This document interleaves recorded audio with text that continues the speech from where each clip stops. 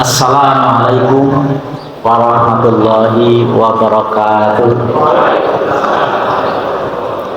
Alhamdulillahilladzi an'ama alaina bi ni'matil iman wal islam. Asyhadu an la ilaha illallah la syarikalah wa asyhadu anna Muhammadan abduhu wa rasuluh. Allahumma shalli wa sallim ala nabiyyina Muhammadin wa ala alihi wa sahbihi ajma'in. Ketua Pimpinan Ranting Muhammadiyah Kesantunan Wanasari, pimpinan Muhammadiyah Aisyah Ortom, amal usaha, jamaah pengajian, Bapak Ibu semuanya yang saya hormati. Alhamdulillah di pagi hari ini kita untuk secara rutin pengajian di Masjid Taklim yang insya Allah penuh rahmat ini. Salawat dan salam semoga selalu dilimpahkan kepada junjungan kita Nabi Muhammad Sallallahu Alaihi Wasallam yang selalu kita harapkan syafaatnya dan kita teladani uswah hasanahnya. Bapak Ibu yang saya hormati, apa kira-kira tema pengajian pagi hari ini? Kemarin Bapak Ibu selama bulan Syawal itu pengajian temanya halal bihalal. Satu hal yang mungkin perlu saya sampaikan, ada sebuah hadis yang saya baca di kitab Bidayah wa Nihayah yang menyebutkan Bismillahirrahmanirrahim, inna sholaha dzatil bain afdalu min amati sholah wasiyah. Bapak Ibu paham dari hadis ini ya, walaupun sebelum saya terjemahkan. Jadi inna sholaha dzatil bain afdalu min amati sholah wasiyah, artinya sesungguhnya merukunkan orang yang bertikai itu lebih afdal daripada memperbanyak puasa dan sholat. Ya. Artinya apa Bapak Ibu? Betapa luar biasanya kita menjaga kedamaian, menjaga kerukunan. Betapa pentingnya kita merukunkan orang yang bertikai, gitu ya. Merukunkan orang yang konflik, sampai-sampai dalam hadis ini Nabi menyebut merukunkan orang yang bertikai itu lebih afdal daripada memperbanyak puasa dan sholat. Kalau Bapak Ibu buka WA isinya kan tahajud call gitu ya. Tapi nggak ada yang ngajak orang bagaimana menjaga kerukunan, nggak ada. Padahal dalam kenyataan hidup kita nggak pernah lepas dari mengalami konflik dengan orang lain, mengalami pertikaian dengan orang lain, entah itu mulai dari yang kecil-kecil sampai yang besar-besar, mulai dari milik ketua ranting sampai milik caleg gitu kan. Itu selalu ada pertikaian. Bahkan pertikaian itu kadang-kadang membuat kita tidak saling bertegur sapa yang berkepanjangan. Padahal silahkan konflik itu dimaklumi, tidak bertegur sapa juga dimaklumi, tapi kan batasnya 3 hari. La yahillu lil muslim ayajurahu faqatala fil layalin. Mboten halal membuat yang Islam ketemu yang lain kemudian memalingkan wajah. Ketemu Bapak Ibu kalau ketemu dengan orang lain senyum sapa atau wajahnya melengos, mestinya kan tersenyum, tegur sapa, kemudian jabat tangan kalau memang itu yang berhak untuk jabat tangan.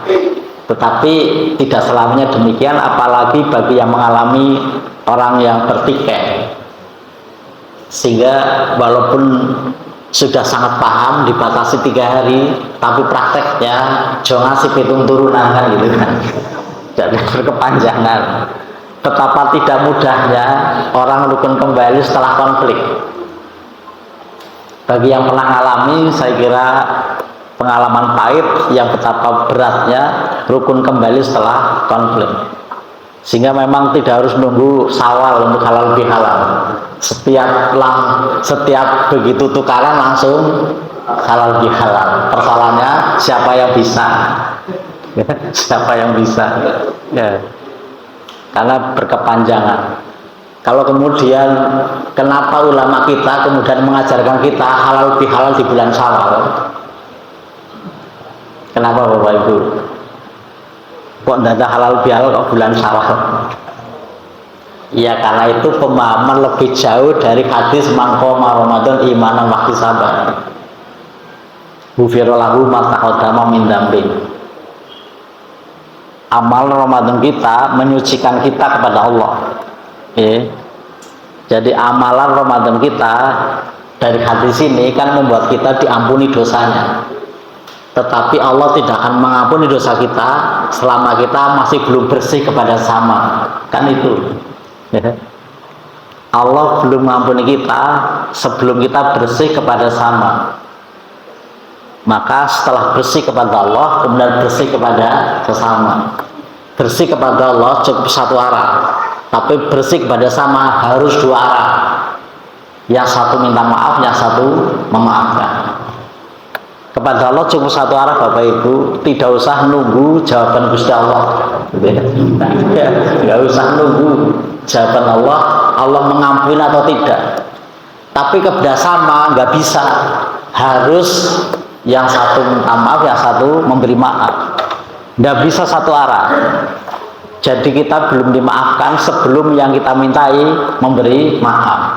Begitu juga sebaliknya, harus dua arah. Kalau gitu tobat dengan minta maaf berat mana Bapak Ibu? Tobat kepada Allah dengan minta maaf bersama berat mana? Kepada Allah cukup satu arah, tapi kepada sama harus dua arah. Nah, itu kan lebih berat.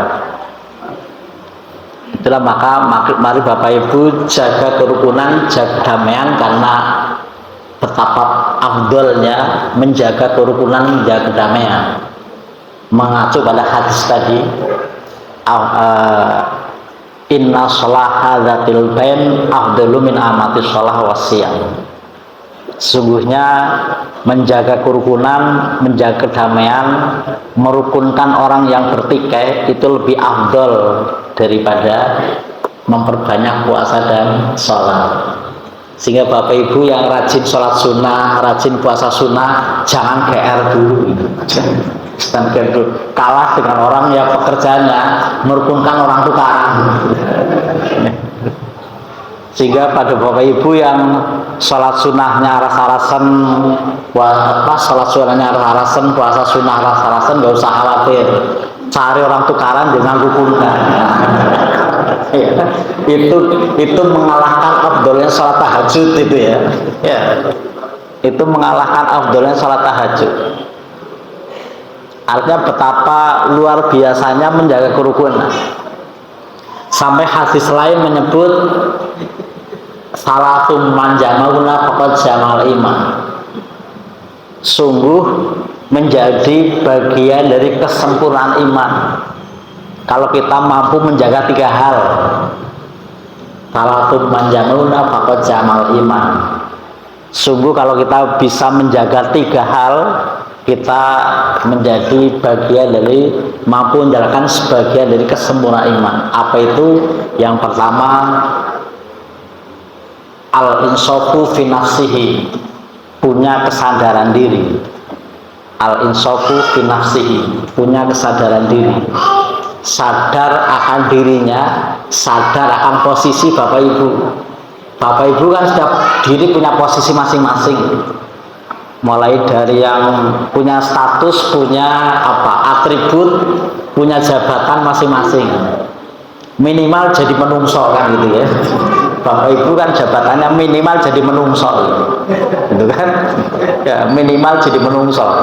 Karena jadi menungso ya apa yang harus datang sebagai manusia, mulai dari jadi suami, jadi istri, jadi ketua RT, jadi ketua takmir, ketua panti asuhan, ketua apa lagi, Itu harus disadari jabatan itu, dan harus dijalankan sebagaimana mestinya.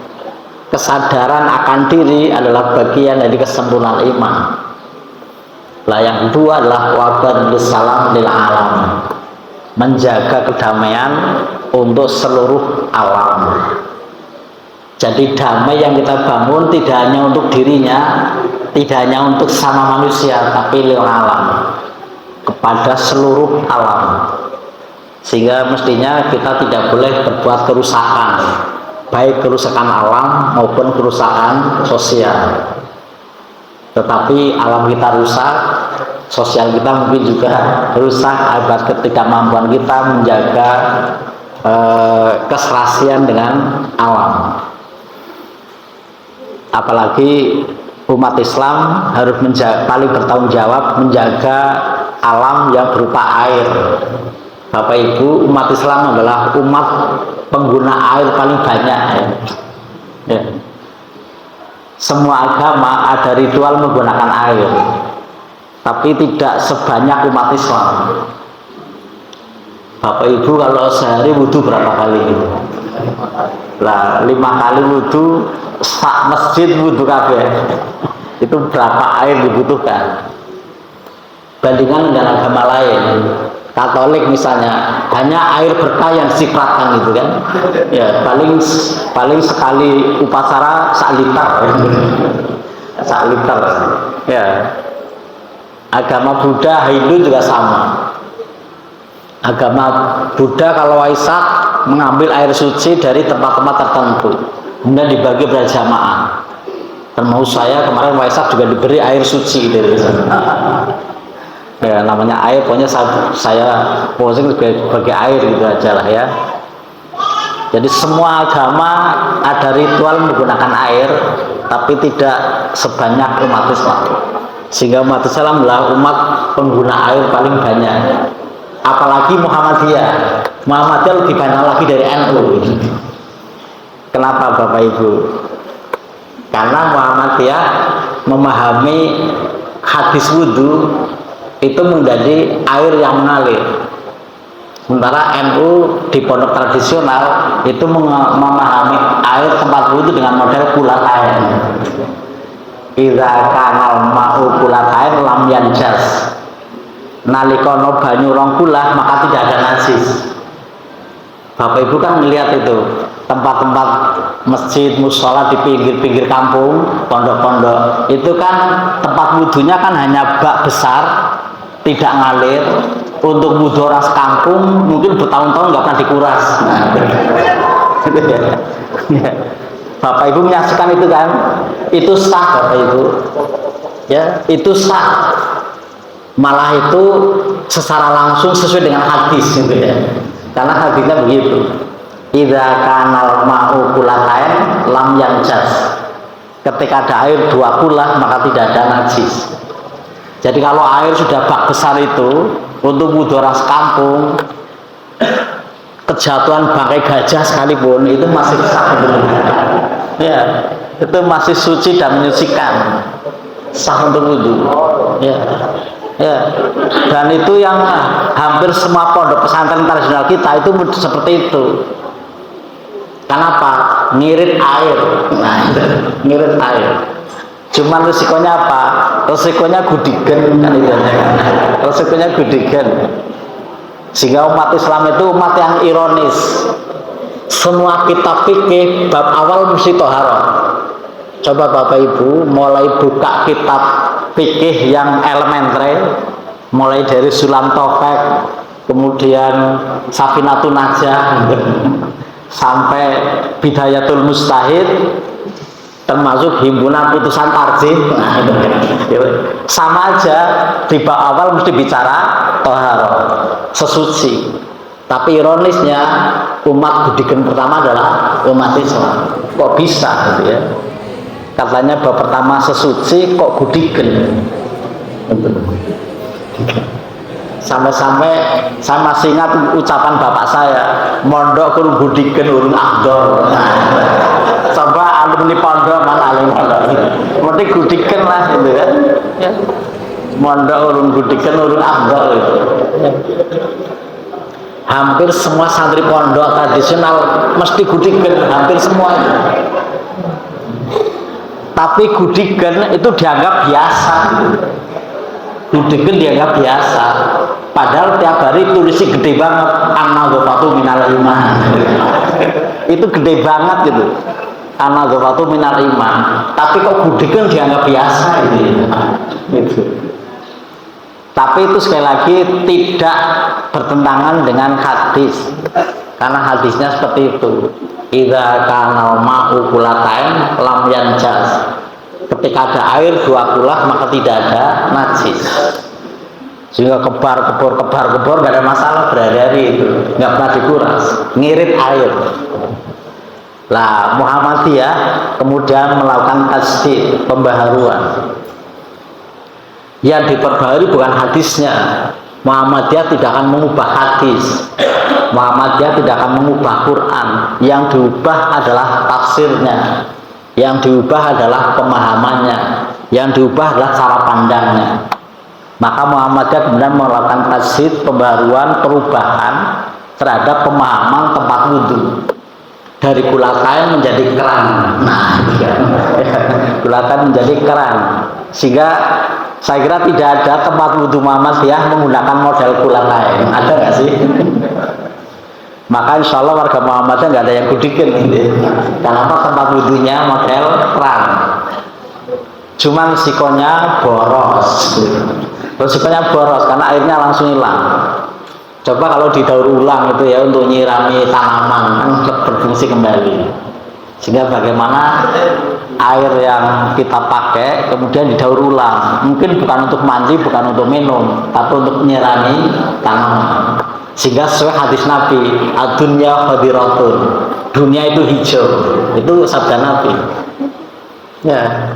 Jadi kalau ternyata yang mengamalkan hadis pertama malah barat itu ya, go green. Jadi konsep go green itu adalah Nabi Muhammad SAW. Jadi bangun dunia hijau, ad-dunya khadiratun, dunia itu hijau. Maka pertahankan hijau itu ya. Kalau berubah jadi hitam beton semua, nanti banjir. Maka yang bisa mengelola bumi itu ya hanya pohon, nggak ada yang lain. Tapi kan pohon kita tebang habis. Kenapa? Penduduk bertambah, butuh rumah, hanya kita tebang. Kendaraan bertambah, butuh jalan, kita membuat jalan tol, kan gitu kan? Akhirnya pohon kita tebang. Berapa juta pohon kita tebang, berapa oksigen kita habiskan, kita hilangkan. Allah tahu persis berapa keseimbangan antara oksigen dan manusia. Ketika sudah tidak seimbang, Allah akan mematikan sebagian manusia. Mati normal kelamaan pakai bencana alam. Langsung 300.000 orang meninggal. Untuk apa? Allah kan tidak hanya kholik. Allah kan tidak hanya kholik, Allah tidak hanya ilahun. Allah juga Rabbun. Jadi Allah itu adalah sang pencipta, Allah adalah sembahan, tapi jangan lupa Allah adalah Rabbun. Rabbun itu hanya pengelola kehidupan, pengelola bumi. Allah tahu persis berapa jumlah manusia, berapa jumlah pohon. Semakin banyak pohon kita tebang, semakin banyak bencana alam. Kenapa? Untuk mengurangi jumlah keseimbangan, jumlah keseimbangan. Makanya ayat musibah diakhiri dengan kata-kata wa basyiris sabirin, berilah kabar gembira, bukan untuk sedih. Karena Allah sedang membangun tata kelola alam baru yang akan lebih baik untuk manusia. Tapi kalau nggak sedih kan orang pantas. Mosok lainnya kena bencana kita gembira kan nggak boleh. Harus meneruskan empati, kesedihan. Nah kalau nggak sedih nanti dicurigai manusia yang lain. Tapi hakikatnya adalah suruh bergembira bagi siapa? Bagi yang bersabar menerima musibah. Kalau di balik musibah mesti ada berkah. Ya, di balik musibah mesti ada berkah. Bapak Ibu yang saya hormati, Itulah maka Muhammadiyah melakukan tajdid, pembaruan tempat wudhu, dan itu bagian dari tajdid Muhammadiyah. Karena memang syariah Islam sebagai syariah Quran Sunnah itu tidak butuh update, tapi pemahaman butuh update. Jadi Bapak Ibu jangan terpengaruh oleh WA itu ya. Kan banyak muncul WA, Islam telah sempurna dan tidak butuh update. Ya, Islam telah sempurna tanpa butuh update. Nah kalau wudhu nggak diupdate, kudikan semua lah umat Islam ini. Ya kita update, yang kita update apanya? Pemahamannya, bukan hadisnya, bukan Qurannya. Tapi jangan ngomong Islam nggak butuh update, tetap butuh update. Kalau nggak diupdate, Islam tidak aplikatif, Islam sulit diamalkan, tidak sesuai dengan perkembangan zaman. Bapak Ibu kemarin zakat fitrah apa yang dikeluarkan? Bapak Ibu apa zakatnya kemarin? Beras. Ada nggak dalil beras? Nggak ada lah dalil beras. Bid'ah beras itu ya. Coba kita lihat dalil zakat fitrah. Farodha Rasulullah sallallahu alaihi wasallam zakat al-fitri sya'amin tamrin sya'amin sya'irin. Sampun mertuake sapa Rasulullah zakat al-fitri ing zakat fitri menapa sya'amin tamrin setunggal sok kurma, sya'amin sya'irin setunggal sok gandum. Teng pundi ayat beras? Dalil beras teng pundi sobi? Teng pundi wonten dalil beras? Kok jenengan pede banget beras? Pinten kilo? 2,5 kilo. Dalil mana menyebut 2,5 kilo? Paling-paling jare takmir kan gitu kan. Masa agama kok jare takmir? Ya. Di mana ada menyebut 2,5 kilo? Dalil yang lain menyebut nongtiha fi zamanin Nabi sallallahu alaihi wasallam sya'amin tamrin, sya'amin sa'irin, sya'amin zabib, sya'amin ta'am. Kami menaikkan zakat fitri pada zaman Nabi 1 sok kurma, 1 sok gandum, 1 sok anggur kering zabib, 1 sok anggur kering, 1 sok makanan. Orang Brebes boleh nggak zakat fitrah telur asin? Coba. Boleh nggak zakat fitrah telur asin?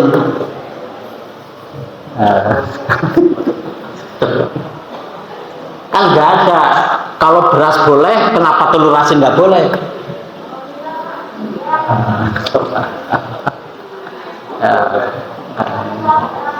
Ya. Jadi mesti Bapak menjawab makanan pokok, orang dalil makanan pokok nggak ada. Yang mengenyangkan nggak ada dalil mengenyangkan. Makanan pokok mengenyangkan adalah tafsir. Upaya untuk mengupdate, nah itu dia, mengupdate supaya sesuai dengan kebutuhan masyarakat setempat. Maka kemudian ulama bersepakat ijma. Kita sepakati untuk Indonesia kurma, anggur kering, makanan, kemudian apa namanya gandum kita simpulkan menjadi beras. Maka beras adalah ijma ulama Indonesia untuk zakat fitrah bagi masyarakat Indonesia. Maka beras adalah tafsir, update. Karena update bisa berubah. Suatu ketika orang Indonesia nggak ada lagi yang makan nasi, makanya roti semua yang kita ganti gandum, nah, kan gitu. Dan itu bisa berubah. Inilah maka ada ungkapan dalam kaidah fikih al-Islamu sholihun ala kulli zamanin wa makani. Islam dalam hal pemahaman dan pengamalan bisa berubah sesuai perubahan ruang dan waktu. Waktunya berubah, tempatnya berubah dari Arab ke Indonesia, kita ubah kurma menjadi beras. Itulah perubahan ruang. Apa Bapak Ibu kemudian meh nekat zakat fitrah betok kurma, angsal apa mboten?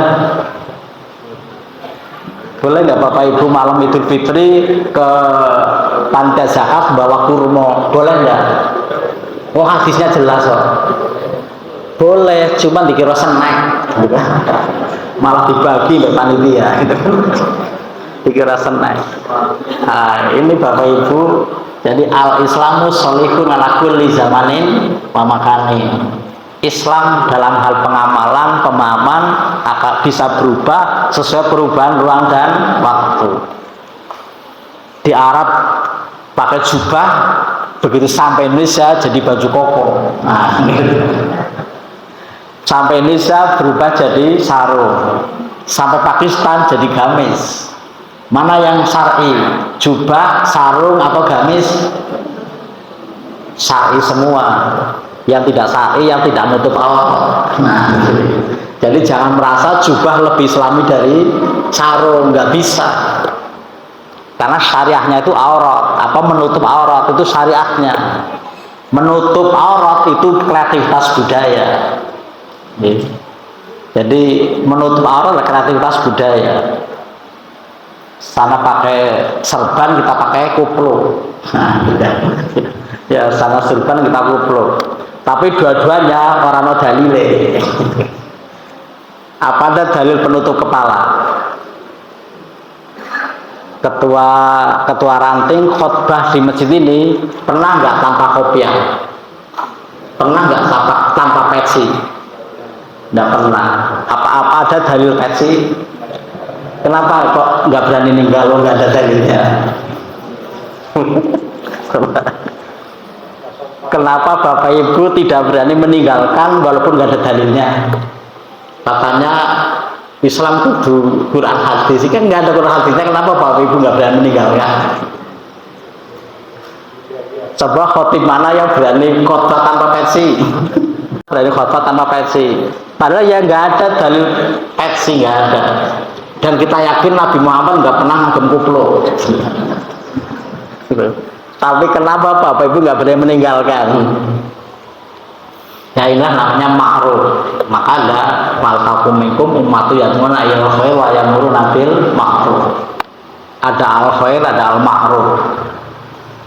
Cuman kalau kita baca Quran hanya terjemah, gitu ya. Kalau kita baca Quran hanya terjemah, baik khair maupun ma'ruf artinya kodo, sama-sama baik. Makanya nggak boleh baca Quran hanya terjemahnya, harus baca tafsirnya, biar tahu bedanya antara al khair dan al ma'ruf. Itu nggak ada di terjemah, adanya di tafsir. Nah, cuman kan Bapak Ibu boro-boro tafsirnya, terjemah aja belum rampung. Itu mana tahu lah bedanya al khair dan al ma'ruf. Kenapa? Hanya baca terjemah. Maka kalau Bapak Ibu baru baca terjemah, jangan merasa ngerti Quran. Karena terjemah hanyalah bagian kecil dari isi Quran. Jadi kalau Bapak Ibu baru baca terjemah, itu sama aja belum ngerti Quran yang sesungguhnya. Karena itu sangat bagian dari yang sangat kecil dari isi Quran. Itu adalah terjemah. Bismillahirrahmanirrahim. Apa bedanya Ar-Rahman dan Ar-Rahim? Ar-Rahman artinya apa Bapak Ibu? Kasih. Ar-Rahim sayang. Apa bedanya kasih dan sayang? Apa bedanya kasih dan sayang? Itu nggak ada terjemah. Tapi nanti kalau Bapak Ibu kita tafsir baru tahu, oh Ar-Rahman ini, Ar-Rahim ini. Cuman kan mana sempat baca tafsir. Bahwa Bapak Ibu kan lebih pada kejar tayang, sing penting rampung 30 juz kan gitu ya. Ya. Tadarus Ramadan targetnya ya rampung 30 juz gitu kan. Baru tadarus kan belajar, tapi prakteknya hanya membaca. Tapi kalau dengan tafsirnya nggak mungkin lah 30 juz rampung se-Ramadan. Sehari satu ayat tapi udah bagus itu. Karena tafsir itu panjang banget. Dan umat Islam tidak punya tafsir resmi. Makanya antara satu dengan yang lain punya penafsiran yang berbeda-beda. Dan tidak ada tafsir tunggal. Bapak Ibu yang saya hormati, kembali ke tema awal, bagaimana kita menjaga kerukunan dan kedamaian. Sampai-sampai tadi saya kan Nabi menyebut lebih afdal daripada memperbanyak puasa dan sholat.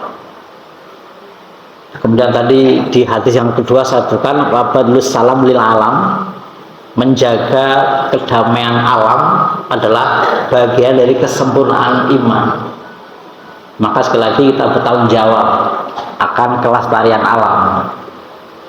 Kita sedih karena walaupun kita begitu banyaknya ajaran tentang menjaga kebersihan, tapi begitu sampai pada negara terbersih di dunia, desa terbersih di dunia, itu hampir tidak pernah satupun desa dari umat Islam. Desa terbersih di Indonesia adalah salah satu desa di Bali yang hampir 100% penduduknya adalah penganut Hindu. Padahal Hindu kan banyak sesaji, kok malah menjadi desa terbersih.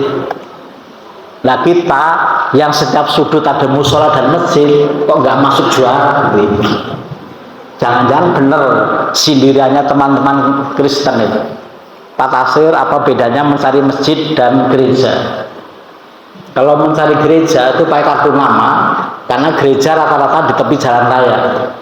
Tapi kalau cari masjid pakai hidung, di bus-bus pesing mesti masjid. Kan gak enak banget itu kan gak enak banget ya. Pokoknya jangan pakai kartu nama, pakai hidung. Di bus pesing ya mesti kayak masjid ya. Nah sekarang jangan cek apakah masjid Bapak Ibu pesing atau enggak, coba ya. Jangan marah dulu, praktekkan dulu, masjidnya dicek dulu ya. Kalau pesing, oh ya benar masjid saya pesing gitu kan ya. Jadi tolong dicek apakah masjid Bapak Ibu pesing atau tidak. Sampai saya punya teman sekarang bisnis cleaning service kamar mandi. Jadi teman kuliah sekarang bisnis cleaning service kamar mandi, terilhami dari banyaknya masjid yang pesing tadi. Ternyata menjadi bisnis yang menjanjikan. Dia udah punya tenaga banyak, jadi melayani cleaning melayani pembersihan kamar mandi, khusus kamar mandi, baik itu rumah pribadi, rumah tangga, tempat masjid maupun kantor. Nah, termasuk pelanggannya saya. Jadi tiap 2 bulan sekali dia ngirim pembersih ke rumah saya untuk membersihkan kamar mandi di rumah saya. Bayarnya 50.000 per kamar mandi. Ketika pertama kan masih kerak-kerak jatuh gitu ya, itu dihitung per meter. Per meter ya. Jadi 1 meter bayar sekian, nanti dihitung berapa meter luas kamar mandi.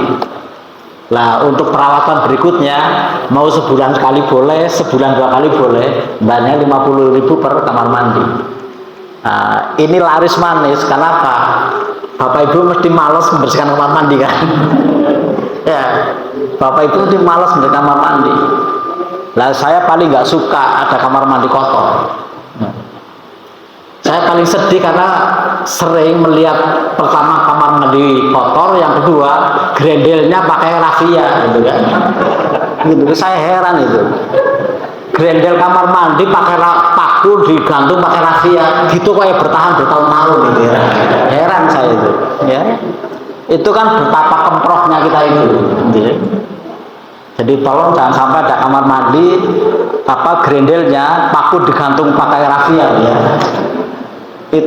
Dan itu bisa bertahan lama-lama. Saya heran. Saya paling nggak suka itu. Jadi paling saya jaga di rumah ya kamar mandi. Hingga nggak pernah kamar mandi di rumah saya itu kotor. Maka kalau bersihkan sendiri nggak sempat, maka ya tukang servis kamar mandi. Nah, dia juga terilhami dari tadi betapa banyaknya masjid dan musola yang pesing. Jadi jangan marah dulu, jadi jangan cek dulu lah masjidnya pesing atau tidak. Karena kadang-kadang kita bisa bangun masjid tapi lupa merawat. Ya. Kita rajin bangun masjid tapi lupa merawat. Jadi bersih tidaknya masjid tergantung masyarakat sekitar, gitu ya. Tidak pernah masjid memikirkan bagaimana perangkat masjid harus dipenuhi. Pertama, imam harus punya imam masjid yang tetap. Jangan sampai masjid imamnya nggak jelas.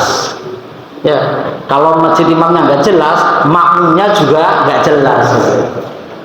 Karena dia akan kecewa begitu datang mau makmum mau berjamaah, ternyata begitu komat jorok-jorok gandengan mawon. Nah, itu maka dia trauma, besok nggak mau datang. Karena apa? Takut jadi imam. Gitu ya. Takut jadi imam. Maka bagaimana masjid harus punya imam? Karena imam adalah pelayan umat. Maka imam masjid harus jangan mikir ekonomi, penuhi kebutuhan ekonominya. Karena tidak ada pemimpin tempat ibadah mikir ekonomi kecuali umat Islam, khususnya Muhammadiyah. Nah, kalau NU masih lumayan karena dihidupi oleh santrinya. Nah, kalau Muhammadiyah, imam masjid kok nggak bekerja, bisa mati konangan di Muhammadiyah. Karena nggak ada mikir ekonominya gitu. Ya. Nggak ada lah pemimpin tempat ibadah kok mikir ekonomi, nggak ada. Kecuali umat Islam khususnya Muhammadiyah. Nggak ada namanya pastor mikir ekonomi, nggak ada. Pastor itu kerjanya cuma satu, melayani umat. Dan pastor total 24 jam. Pastor suster itu 24 jam melayani umat. Sehingga mereka paling rajin nangani kaum marginal. Karena apa? Punya pastor suster yang tidak berkeluarga. Sehingga total 24 jam melayani umat. Sehingga menyangkut pelayanan kita kalah jauh dengan teman Katolik. Nah, sementara kita Pak Kiai istrinya 4, mana sempat lah mikir umat itu kan? Istrinya aja 4 malah mikir umat gitu kan? Mikir istrinya aja sudah habis energi gitu kan? Istrinya 4, anaknya 5, 20. Gimana mikir umat gitu. Nah, itu kelemahan dan kelebihannya ada gitu. Ya nanya Katolik, apa yang tidak dilayani oleh Katolik? Saya beberapa kali kerjasama dengan menangani orang-orang apa namanya yang tidak mampu dengan teman Katolik. Teman Katolik itu sudah sampai bisa menangani gelandangan yang pingsan di tepi jalan. Ya. Gelandangan yang pingsan di tepi jalan nanti akan ditolong, dan rumah sakit mereka punya bangsal khusus nangani itu. Ya. Jadi kalau gelandangan pingsan sakit itu nanti di Katolik ada namanya KKIT, kelompok kerja Ibu Teresa. Bapak Ibu tahu kan siapa Ibu Teresa? Nah, sekarang ada namanya kelompok kerja Ibu Teresa. Itu salah satunya adalah mencari gelandangan yang sakit, gelandangan yang pingsan, kemudian ditolong sampai dirawat sampai sembuh kembali sampai normal. Di rumah sakit mereka ada bangsal khusus nangani orang-orang gelandangan yang pingsan, gelandangan yang kelaparan. Pertanyaannya, rumah sakit Muhammadiyah mana yang siap nangani seperti ini? Mereka sudah sampai jauh itu, kita masih jauh tertinggal. Kalau hal masalah kayak pelayanan masyarakat kaum marginal, kita masih jauh tinggal dengan mereka. Sehingga dulu Kiai Madalan belajar ke mereka untuk penanganan sosial. Jadi kenapa Muhammadiyah itu sekolah, rumah sakit dan panti asuhan itu semuanya adalah copy paste dari Katolik. Ya. Jadi Bapak Ibu, Muhammad dan Katolik itu sama dan sebangun amal usahanya. Ya, Katolik punya sekolah, Muhammadiyah sekolah. Katolik rumah sakit, kita rumah sakit. Katolik panti asuhan, kita panti asuhan. Setelah saya baca, ternyata Kiai Madalan belajarnya ke gereja. Sebelum mendirikan sekolah, sebelum mendirikan panti asuhan, dan sebelum mendirikan rumah sakit, belajarnya ke gereja. Silahkan baca di bukunya Alfian, disertasi Dr. Alfian di UGM yang meneliti Muhammadiyah pada masa kepemimpinan Kiai Ahmad Dahlan. Itu. Salah satunya membahas tentang figur Ki Haji Ahmad Dahlan. Sehingga Ki Haji Ahmad Dahlan itu rutin belajar ke gereja. Untuk apa? Bagaimana ngelola sekolah. Karena umat Islam belum punya pengalaman ngelola sekolah. Umat Islam hanya punya pondok pesantren yang ajarannya, metodenya sorogan. Bab pertamanya toharoh tapi masih budi geruna.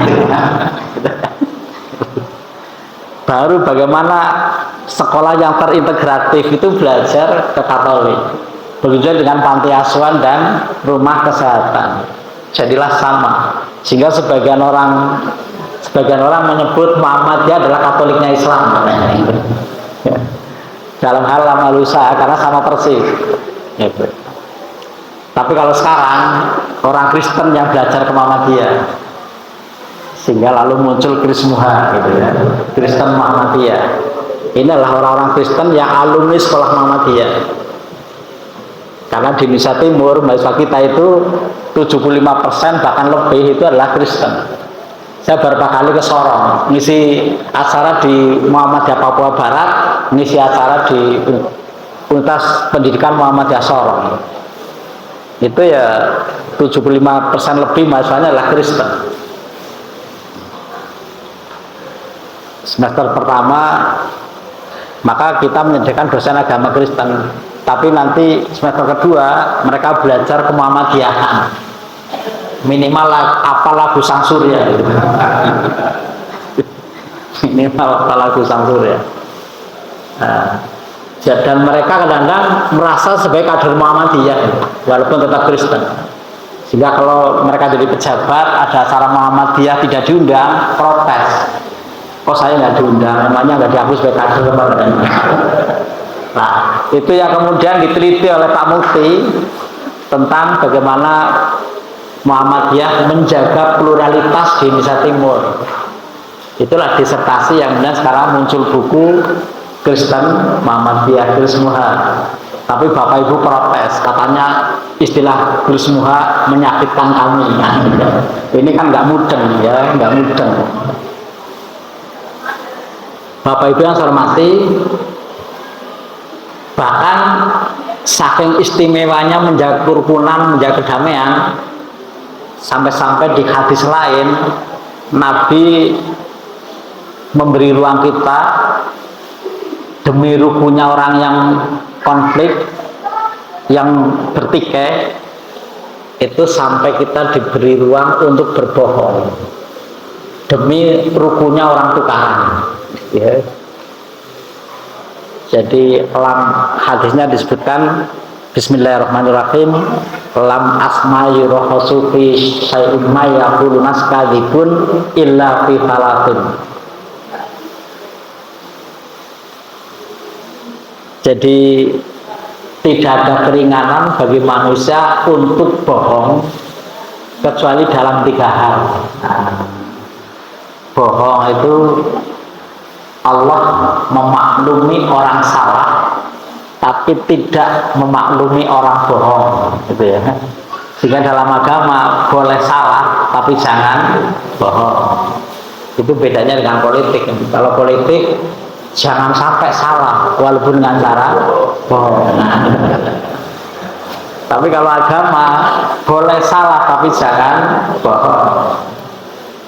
Tapi tetap ada pengecualian, ada bohong yang dibolehkan. Apa Bapak Ibu bohong yang dibolehkan? Yang pertama adalah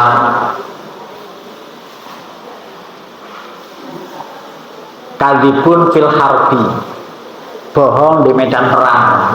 Nah, jadi kalau Bapak Ibu ikut berperang, boleh membohongi musuh, malah harus ya. Mosok pada musuh jujur nanti jadi pengkhianat.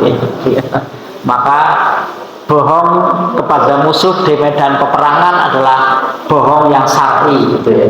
Bohong yang syar'i, bohong yang dibolehkan. Jadi membohongi musuh di medan perang itu adalah bohong yang dibolehkan. Lah yang kedua adalah wal islahu bainan nas, merukunkan orang yang bertikai. Kan Bapak Ibu merasakan Kalau tukaran dengan orang lain, betapa beratnya untuk rukun kembali. Dan mempertemukan orang tukaran kan tidak mudah, Bapak Ibu. Makanya biasanya orang yang tukaran malah tidak datang di atas halal bihalal. Ya, karena apa? Takut ketemu salaman, itu malah menghindar. Saya hafal karena saya ketua RT. Jadi kalau ada halal bihalal RT, nanti malam halal bihalal, sore jam 4 sudah mulai telepon. Pak Tasir ngapunten panggil menjaga daerah halal bihalal. Pada acara sanes kan gitu. Tunggu sebentar lagi, partnernya nelpon. Nah, gitu. Lawan konfliknya muncul. Artinya apa? Cenderung akan menghindari, bukan untuk bertemu. Dan dipertemukan juga setengah mati susahnya. Karena sulitnya sampai boleh bohong. Jadi Bapak Ibu silakan aja di-prank. Yang penting bisa ketemu dan dihalalkan. Karena tidak mudahnya.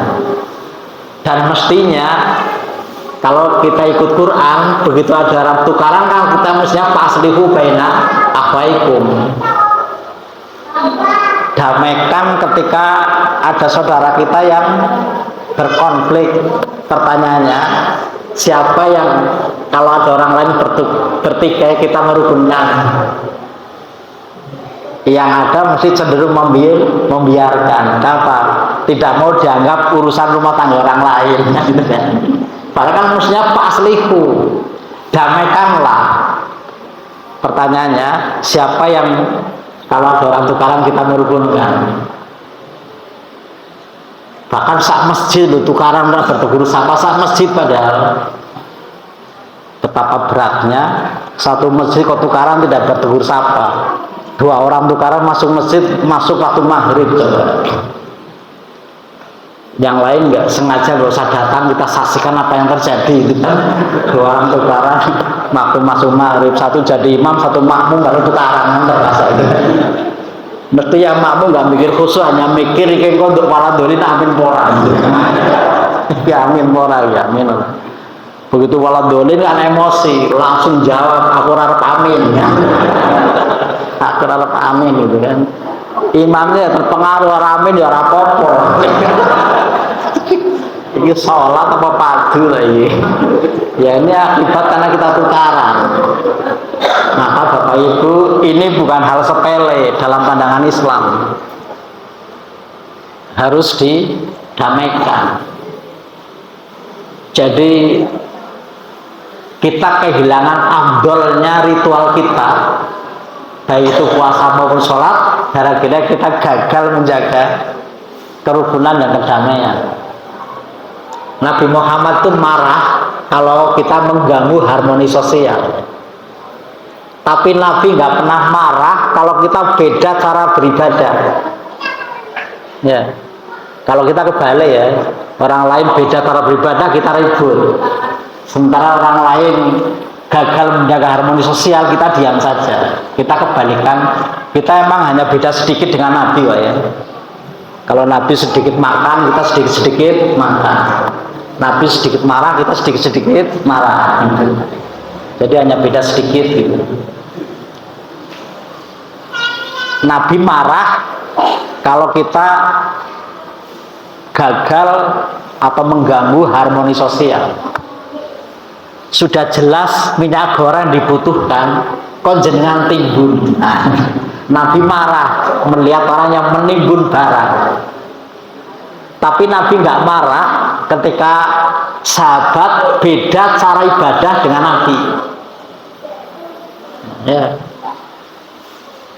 Contoh paling konkret kan ketika kasus mandi wajib. Bapak Ibu, pengganti wudhu kalau nggak ada air apa penggantinya? Tayamum. Pengganti mandi wajib apa? Nah, sahabat waktu belum ngerti karena Nabi belum pernah menginfo apa pengganti mandi wajib ketika nggak ada air. Kan sahabat ini guling-guling gitu. Karena dia mikir kalau wudhu hanya tayamum kan gitu. Tapi kalau mandi kan harus sekujur tubuh kena debu kan. Maka dia guling-guling kan gitu.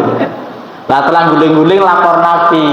Kanjeng Nabi lapor, tadi saya guling-guling. Lah kenapa guling-guling? Karena saya harus mandi wajib tapi nggak ada air, maka saya guling-guling. Maka Nabi tersenyum bahwa pengganti mandi wajib seketutup cukup tayamum. Nah, jadi pengganti mandi wajib tetap cukup tayamum. Tapi ketika Nabi menjawab itu dengan jelas, apa kemudian sahabat Umar setuju dengan jawaban Nabi? Bukan. Sahabat Umar menjawab, saya tetap tidak akan sholat sampai dapat air. Nah itu sahabat Umar. Jangan beranggapan, oh dasar sahabat Umar males sholat kan itu. Tentu bukan. Jadi saya tidak akan mandi, saya tidak akan sholat sampai dapat air. Apa kemudian Nabi melarang? Tidak. Silakan Umar dengan pendapatnya, silakan Umar amalkan sesuai dengan pendapatnya. Apa Nabi menyeragamkan cara beribadah? Tidak. Dan kasus seperti ini banyak terjadi. Tapi Nabi baru marah kalau kita mengganggu harmoni sosial. Itu. Artinya apa? Betapa pentingnya menjaga perdamaian. Maka tadi ketika saya sampaikan falatum man jamahuna, itu adalah yang satu kan al insafu fi nafsihi, yang kedua wabadul salam lil alam, yang ketiga tadi lupa. Yang ketiga adalah wal infaqu minal iftiqar, mengorbankan sebagian yang kita miliki untuk kebaikan bersama. Ada infak, ada zakat, ada wakaf, ada hibah. Itu kan kita mengorbankan sebagian apa yang kita miliki untuk kepentingan kebaikan bersama. Tanpa itu kehidupan kurang berjalan. Maka kita kan keluarkan sebagian apa yang kita miliki, sebagian pikiran, sebagian tenaga, sebagian waktu, sebagian harta. Kita keluarkan untuk kebersamaan, untuk kebaikan bersama. Kalau nggak seperti itu, nggak ada Muhammadiyah. Muhammadiyah produknya nggak jalan. Muhammadiyah jalan karena kita mengeluarkan sebagian pikiran kita mengeluarkan sebagian waktu kita mengeluarkan sebagian tenaga kita mengeluarkan sebagian harta kita. Jadilah masjid, jadilah panti asuhan, jadilah kebaikan yang lain-lain. Itu semuanya karena ada infak, ada pengorbanan sebagian yang kita miliki. Cukup sebagian, nggak usah semuanya. Dan yakinlah tidak ada sodakoh yang mengurangi harta. Mana kosos sodakoh itu memalin. Tidaklah sodakoh itu mengurangi harta. Sehingga tetapi cukup sebagian, jangan semuanya. Malah Nabi melarang kalau dia melakukan semuanya ya. Cukup sebagian. Sebagian angel. Maka kan Islam selalu moderat, tengah-tengah. Jangan boros tapi juga jangan bakhil kan gitu. Jangan bakhil tapi juga jangan boros. Apalagi sekarang Dinas Ketahanan Pangan sedang kampanye apa tuh? Gerakan stop pemborosan. Jadi stop perilaku boros. Hasil penelitian 30% makanan yang kita miliki itu ternyata dibuang. Yeah. Sementara di Kongo, di Sudan banyak orang kelaparan. Saya punya cucu sekarang menjadi pasukan perdamaian PBB. Itu tugasnya di Kongo sama Sudan, menjaga perdamaian perang saudara. Itu. Di sana menyedihkan, sementara kita makanannya 30% dibuang. Coba Bapak Ibu nanti bawakan ini, apa semuanya bisa dihabiskan makan? Ingat, di dunia belahan bumi lain itu kelaparan, sementara kita melimpah ruah, bahkan sebagainya dibuang. Maka sekarang saya lagi diminta video rekaman oleh Dinas Ketahanan Pangan, tolong Pak Nasir pidato. Isinya stop boros pangan. Ya. Stop boros pangan sehingga jangan sampai kita makan yang tidak habis. Itu kan sesuai dengan Al-Quran tentang bagaimana kita nggak boleh mubazir kan. Ya, kita sudah jelas ayatnya, mubazir adalah perbuatan setan. Tapi sekarang dikuatkan oleh Dinas Ketahanan Pangan. Ya, maka mubalek suruh rekaman video oleh Dinas Ketahanan Pangan supaya pidato cuplikan gitu isinya stop boros pangan, stop memubazirkan makanan. Walaupun mubazir tidak hanya makanan, mubazir kan artinya menyanyiakan sesuatu yang menjadi tidak bermanfaat, itu namanya mubazir. Kita bangun gedung kemudian tidak kepakai, itu juga mubazir, gitu ya, mubazir.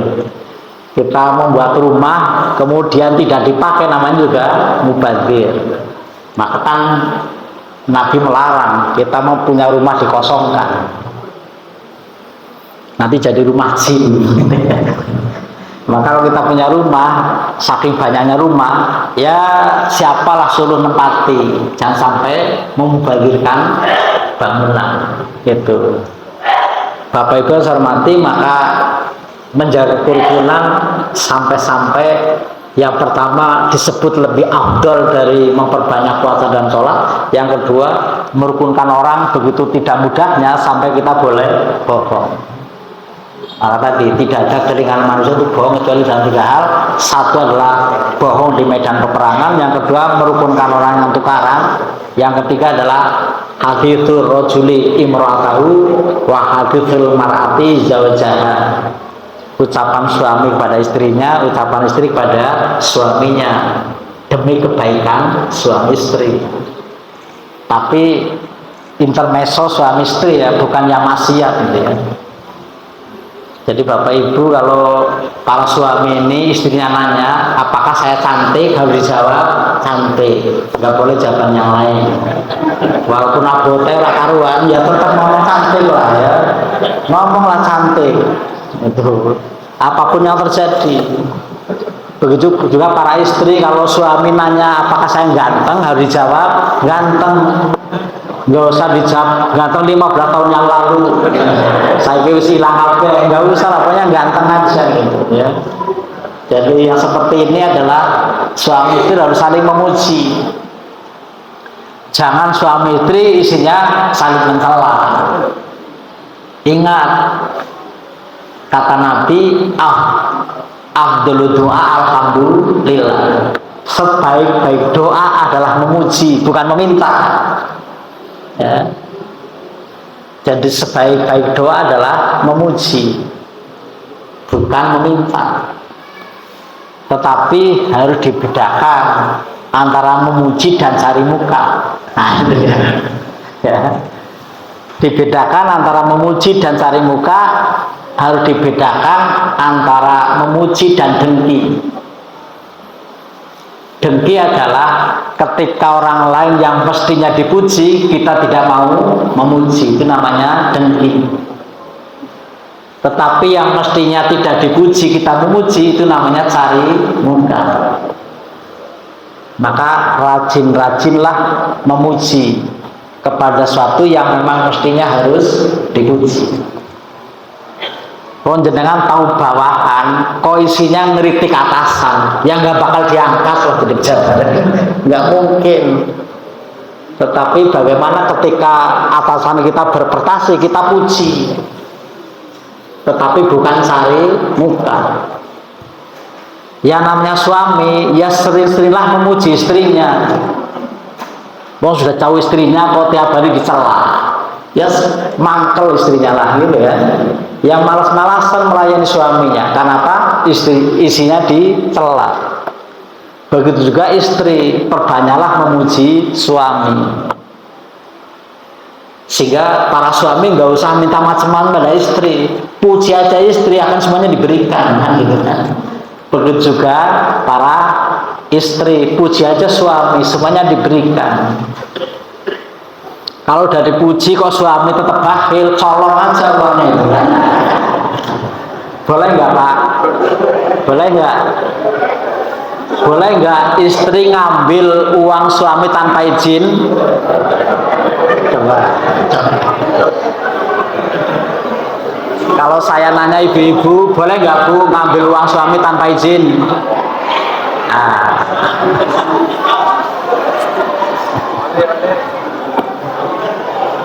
apakah boleh istri ngambil harta suami tanpa izin ketika suaminya bakhil?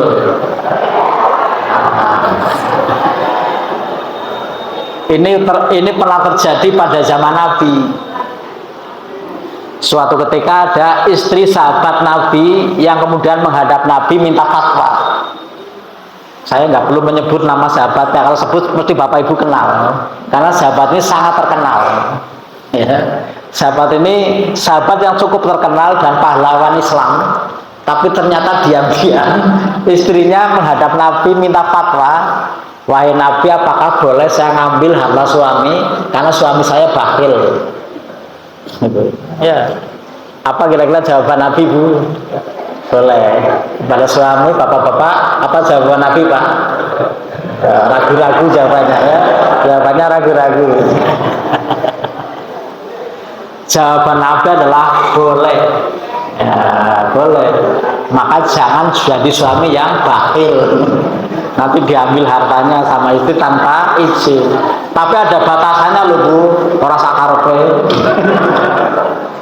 Apa batasannya? Nabi menjawab, silakan ambil bil ma'ruf, sepantasnya. Jangan dia jupuk kabeh. Jadi sepantasnya. Artinya apa? Sesuai kebutuhan yang tidak bisa dihindari. Nah, sepantasnya beda-beda. Sepantasnya yang satu dengan sepantasnya yang lain. Kalau sepantasnya pengasuh panti asuhan dengan sepantasnya direktur rumah sakit beda ya. Beda gitu. Direktur rumah sakit istrinya sepantasnya ambil sekian, kalau istrinya pengasuh panti asuhan ya kira-kira. Makanya Nabi pinter menggunakan kata al-ma'ruf. Silakan ambil tapi bil ma'ruf, sesuai dengan kepantasan. Ya nggak sama lah antara direktur dengan pengasuh panti asuhan kan. Apalagi dengan pimpinan Muhammadiyah. Apa sih Bapak Ibu bedanya direktur rumah sakit dengan pimpinan Muhammadiyah? Kalau direktur itu hitungannya jelas, kalau pimpinan nggak ada hitungannya. Itu bedanya pimpinan dan direktur kalau di Muhammadiyah. Maka Bapak Ibu yang saya hormati, kalau misalnya haji itu kan banyak sekali doa yang ingin dipanjatkan gitu ya.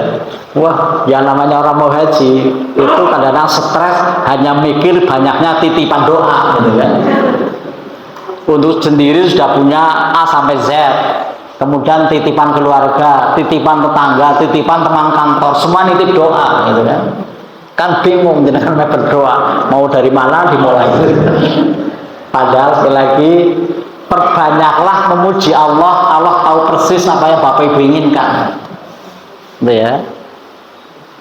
Perbanyaklah memuji Allah.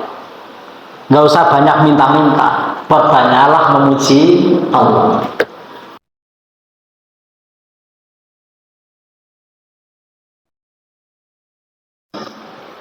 Bapak Ibu kan dapat dapat buku panduan praktis petunjuk ibadah haji.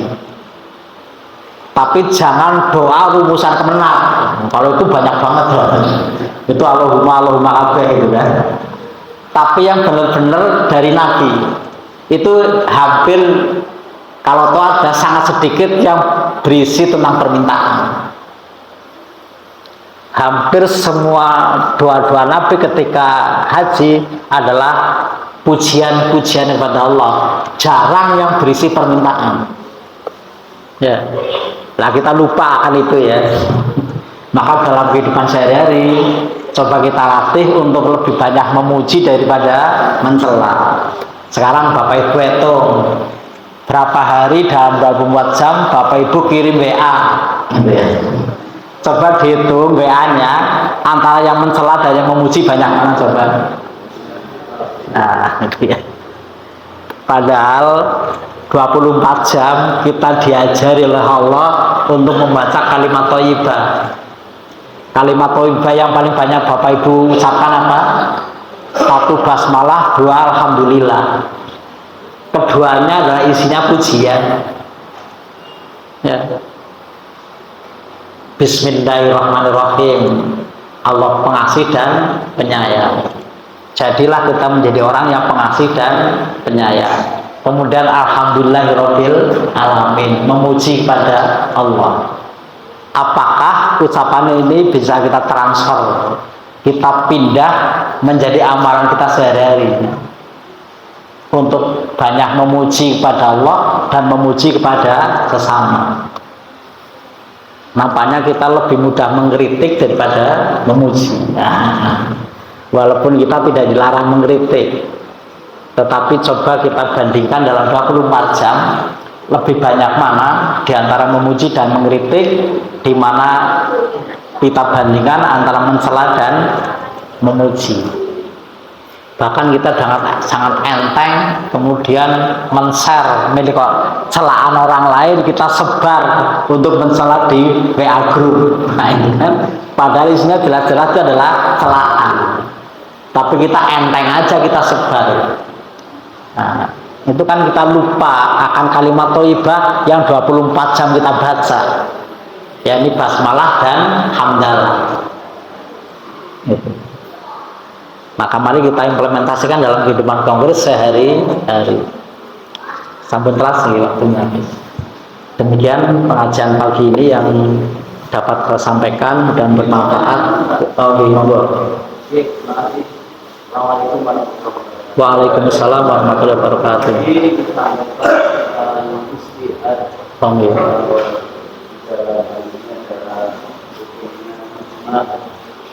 Berarti dalam Islam kan ada Quran Hadis Ijma. Untuk Muhammadiyah itu mengenal tempat secara utuh atau mengutamakan yang Quran Hadis saja. Karena ternyata aplikasinya beberapa kita sampaikan. Banyak ijma yang diterapkan di dalam Quran. Jadi Bapak Ibu, kita punya pedoman namanya Manhaj Tarjih Muhammadiyah. Manhaj Tarjih Muhammadiyah. Ada 16 prinsip tarjih. Apal mboten jenengan? Nanti dibaca Manhaj Tarjih Muhammadiyah. Di sana nanti ada Quran, Sunnah dalam beristidlal. Dalam istidlalnya berdalil. Muhammadiyah pertama jelas Quran, dua Sunnah, yang ketiga adalah istihad, termasuk istihadnya para sahabat. Kemudian bagaimana dengan Imam Madhab? Dipakai untuk memperkuat pendapat istihad Muhammadiyah. Sehingga kalau kita baca di keputusan Muktamar Jogja, di sana jelas sekali landasan ideologi Muhammadiyah: 1 Quran, 2 Sunnah, 3 istihad. Nah, itu ya. 1 Quran, 2 Sunnah, 3 istihad. Istihad apa aja? Istihad banyak jenisnya. Ada isma, ada qiyas, ada istihsan. Muhammadiyah tetap menggunakan itu. Nah, kalau tidak ada itu, Muhammadiyah nggak berani hisab. Hisab adalah hasil istihad. Apa itu istihad? Di dalam Islam ada 3 kata yang berasal dari akar kata yang sama. Apa itu? Akar kata jahada, artinya bersungguh-sungguh. Ada istihad, ada mujahadah, ada jihad. Nah, ya. Ada istihad, ada mujahadah, ada jihad. Apa bedanya? Istihad adalah bersungguh-sungguh dengan akal pikiran untuk menghasilkan keputusan hukum. Itu namanya istihad. Muhammadiyah beristihad untuk menentukan kapan 1 Syawal, kapan 1 Ramadan, kapan 10 Dzulhijjah. Secara syariah semua sepakat Idul Fitri mesti 1 Syawal, nggak ada beda pendapat, nggak ada beda pendapat. Semua sepakat Idul Adha mesti 10 Dzulhijjah, semua sepakat. Tapi bagaimana memahami apa itu tanggal 1 itu fikih. Maka karena fikih, maka cara pandangnya berbeda-beda. Karena cara pemahamannya beda, hasilnya bisa beda. Kemarin satu Syawal menurut Muhammadiyah hari Jumat, menurut pemerintah hari Sabtu, menurut Aboge hari Ahad, menurut menurut Naksabandiyah hari Kamis. Nah, sehingga satu Syawal 4 kali kemarin itu. Ada yang sholat Id hari Kamis, ada yang sholat Id hari Jumat, ada yang sholat Id hari Sabtu, ada yang sholat Id hari Ahad. Empat-empatnya ngaku satu Syawal tuh. Kalau tanggal 1 4 kali kan kesenang PNS, gajian terus dia. Ya, semuanya ngaku satu Syawal. Kan nggak mungkin satu Syawal 4 kali. Satu Syawal mesti hanya 1 kali. Tapi mana satu Syawal di antara 4 ini? Kamis, Jumat, Sabtu, Ahad. Jawabannya wallahu a'lam bishawab. Sama Allah, hanya Allah yang mengetahui. Kenapa? Karena bulan tidak bisa ngomong. Udah aja. Kalau bulan bisa ngomong, rampung kabeh Bapak Ibu. Sehingga kalau ada terjadi perbedaan hasil istihad, misalnya 10 Dzulhijjah besok, bukan niat ulama kepengen beda, tetapi tidak mudah memahami waktu. Dan umat Islam belum ada kata sepakat yang disepakati semua umat Islam tentang definisi tanggal 1. Sederhanakan persoalannya. Dan ke depan Bapak Ibu kita akan semakin banyak berbeda. Kenapa? Karena fikih bisa berubah. NU sekarang, NU Kemenak mengubah derajat imkanur ru'yah. Yang selama ini NU Kemenak menggunakan 2 derajat, mulai tahun lalu itu menggunakan 3 derajat. Yang 2 derajat saja kita kadang beda, kadang bisa berbeda, apalagi sekarang 3 derajat. Coba dalam 2 tahun terakhir ini berapa kali kita berbeda? Ya, kenapa? Semakin jauh ukuran imkanur ru'yah, yang awalnya 2 derajat sekarang 3 derajat. Kenapa Kemenak sekarang menggunakan 3 derajat? Ikut se-ASEAN, ikut ketentuan Menteri Agama se-ASEAN yang tergabung dalam MABIM. Menteri Agama Brunei Darussalam, kemudian Indonesia, Malaysia, dan Singapura. Sehingga kalau Muhammadiyah berbeda dengan pemerintah, Muhammadiyah akan berbeda se-ASEAN. Abot kan manusia. Masih syukur kalau Muhammadiyah sama dengan Arab Saudi. Yang paling repot kalau Muhammadiyah se-ASEAN beda, dengan Arab Saudi juga beda. Ini akan semakin tertekan warga Muhammadiyah. Dan itu pernah terjadi kapan? Tahun 2014. Muhammadiyah beda dengan Arab Saudi. Padahal selama ini kita sama dengan Arab Saudi. Tapi karena belum ada kata sepakat tentang kalender Islam, kita pun bisa beda dengan Arab Saudi. Maka itulah hasil istihad. Qurannya sama, hadisnya sama, hasilnya bisa beda. Sekali lagi Bapak Ibu, istihad itu adalah upaya semaksimal mungkin dengan pikiran.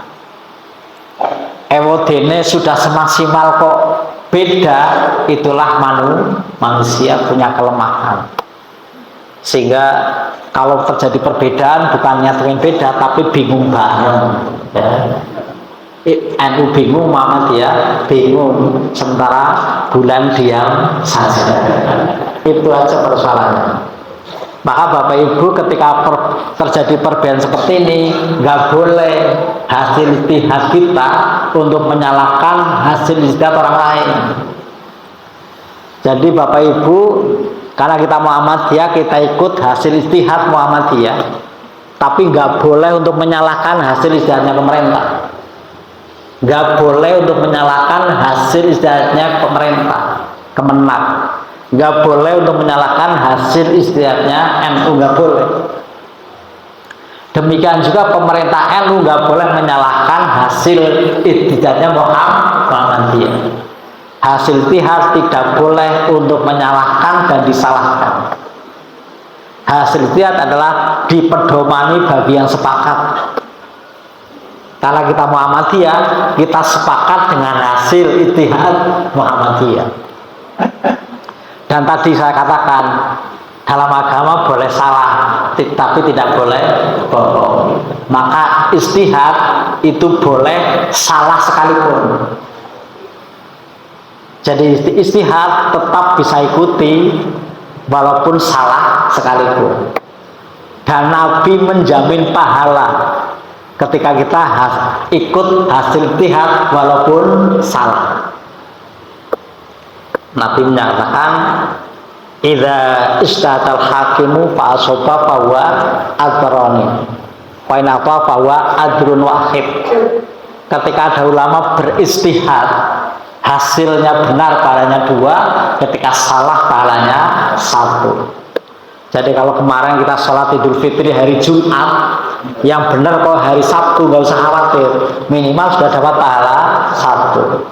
Begitu juga sebaliknya, yang sholat Id hari Sabtu ternyata yang benar Jumat, nggak usah khawatir, minimal dapat pahala 1. Pak Tasir, saya kan ketua cabang tapi juga PNS.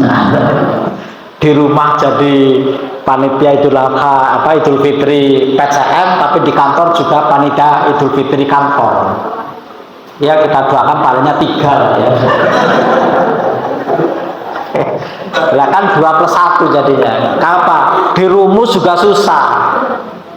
Kan nggak ada lah di PNS bawahan bisa menolak atasan, kan nggak mungkin. Ya. Tapi itulah hasil ijtihad. Itu ijtihad. Kerja dengan pikiran namanya ijtihad.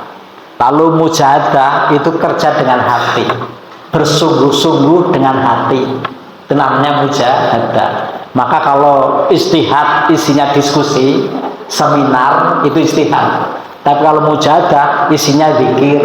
Nah, mujahadah kubro itu hanya zikir masal. Nah, di Muhammadiyah orang-orang mujahadah kubro. Nah, NU yang mempraktekkan mujahadah kubro, zikir masal. Alun-alun anggarannya 3 miliar. Kok Muhammadiyah mikir 3 miliar kok nggak zikir, nggak bangun klinik rampung. Nah, itu kan otak Muhammadiyah gitu kan. Jadi semuanya punya karakter masing-masing lah ya. Kita punya karakter masing-masing. Kita nggak bisa memahami mereka bagaimana bisa zikir habis 3 miliar dari pagi sampai jam 12 siang. Zikir loh itu. Nah, Muhammadiyah mesti kelas orang barbar loh. Nah, mereka bisa dari jam 6 sampai jam 12 loh. Ya. Tapi mereka juga kagum pada Muhammadiyah. Kok iso pesantunan berapa gelintir iso bangun panti asuhan semegah ini. Mereka juga mikir opo. Dikira opo Pak Tasir. Dikira opo Pak Tasir mau Muhammad itu ampuhman gitu. Jadi sama-sama nggak bisa memahami kan.